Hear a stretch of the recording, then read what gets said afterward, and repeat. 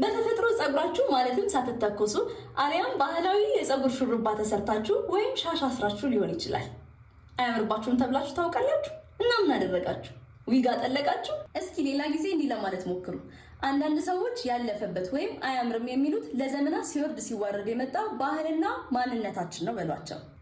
ከዚህ በተጨማሪ ደግሞ ቆንጅዬ ነው። ለምን መሰላችሁ? ባህል ምን ያህል አስፈላጊ እንደሆነና በሰዎች ላይ ተጽዕኖ ሊያሳድር እንደሚችል ያስታውሳቸዋል። ወይም ደግሞ እንዲህ ለማለት ሞክሩ። ባህል የሆነን ነገር በክብርና በኩራት ለማድረግ የማንም ሰው ፍቃድ አያስፈልገኝም። ነገር ግን በትምህርት ቤታችሁ ስለ ጸጉራችሁ አበጣጠር ወይም አሰራር የተለየ የወጣ ደንብ ካለ ያንን መከተል ይኖርባችኋል።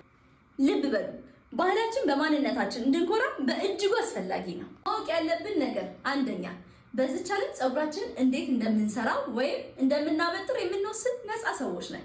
ሁለተኛው ደግሞ ማንነታችንና ባህላችንን በጸጉራችን አሰራር መግለጽ እንችላለን። ሌላ የምትጠቁሙን ርዕሰ ጉዳይ ይኖር ይሆን? በአስተያየት መስጫው ላይ ሀሳባችሁን አካፍሉ።